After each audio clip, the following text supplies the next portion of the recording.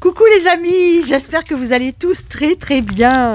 Il fait froid en ce moment, mais c'est excellent pour le jardin. Alors on est pratiquement fin janvier, on commence à travailler au potager, on a commencé, ça y est, à nettoyer la serre, c'est fait, elle est prête. Et là Thierry est en train de bosser sur nos framboisiers. Je vous emmène avec moi et on va voir ensemble ce qu'il est en train de faire. Je l'entends d'ici. Allez, c'est parti. Bonjour les amis, ça y est, c'est le début de l'année, on vous l'a déjà dit, on a commencé les premiers semis. Enfin, il fait à peu près bon pour travailler dehors, c'est-à-dire qu'il ne pleut pas. Il a gelé, la terre s'est un peu compactée. Et bien, dans les premiers travaux de l'année, c'est le palissage. La taille des framboisiers, des petits fruitiers, c'est le moment de s'y pencher. Alors, cette vidéo est faite quelques jours avant, mais ce sera selon l'agenda lunaire, ce serait plutôt le 8, le 9 et le 10 février qu'il faudra tailler. Mais ça ne vous empêche pas de préparer vos poteaux.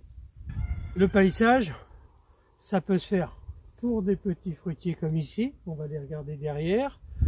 Ça peut se faire pour des fruitiers qui sont plus grands, donc là c'est des kiwis. Particularité pour le kiwi, le tronc a tendance à pousser en biais, donc on ne le fait pas monter directement droit comme un autre fruitier, on le fait pousser en biais, c'est plus facile. Et après, quand il sera suffisamment haut, on fera un chemin de pergola sur la hauteur. Et puis sinon, on avait déjà montré ça.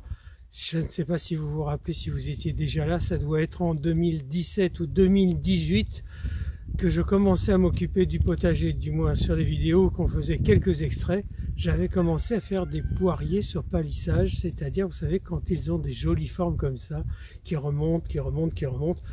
Je vous montre la photo, c'est pour le petit souvenir. C'était un bel endroit, c'était un bon moment aussi. Le jardin était 10 fois plus petit qu'ici à peu près. Les poteaux. Ce sont des jolis petits poteaux en fer qu'on trouve à pas très cher. Moi j'aime bien ces poteaux là. Je les enfonce avec une cale de bois exclusivement. Pourquoi? Parce que si je tape avec la masse dessus, ça va tordre le fer. Votre bois il va pas rentrer dedans. Alors soit vous prenez un morceau de votre poteau, soit vous prenez un autre, un petit bois, c'est pas grave. La terre est molle, vous allez voir, ça s'enfonce bien.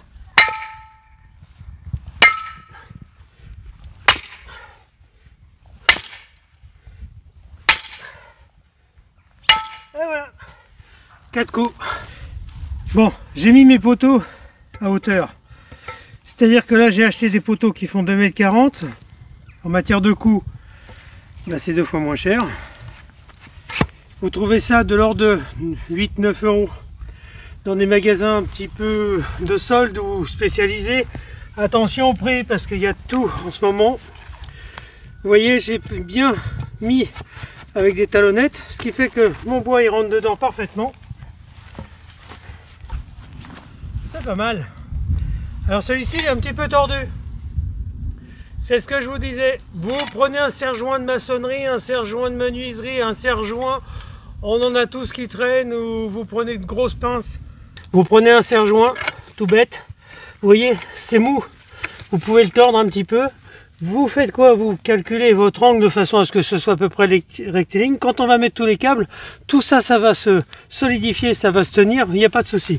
En plus, il y a des vis qui viennent ici dans le support du pied.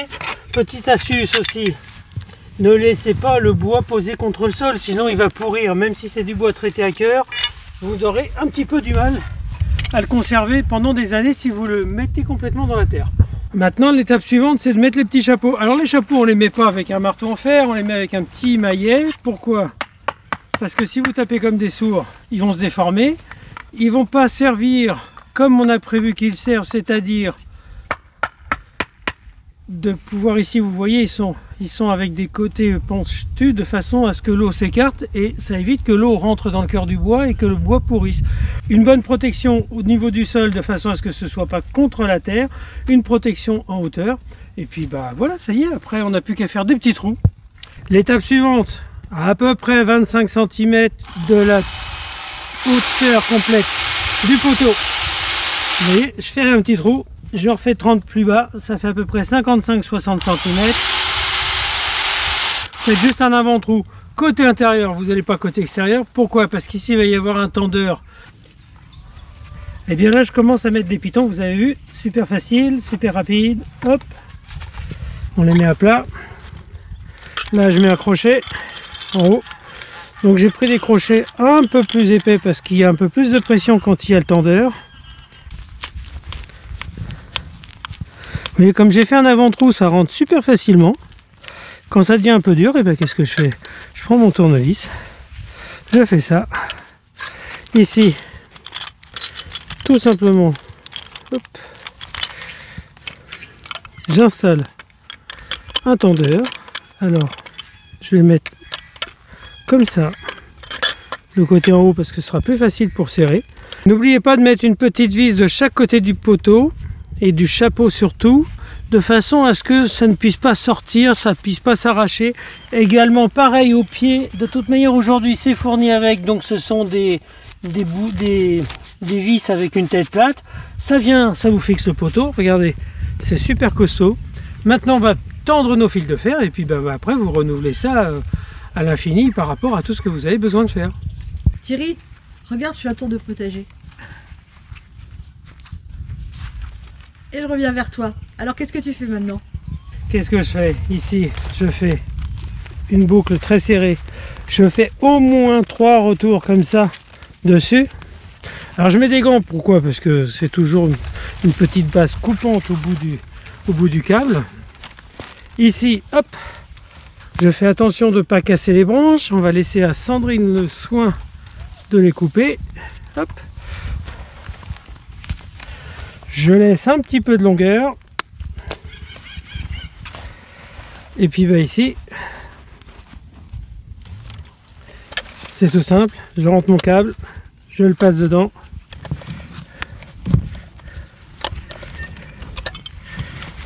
Hop. Voilà.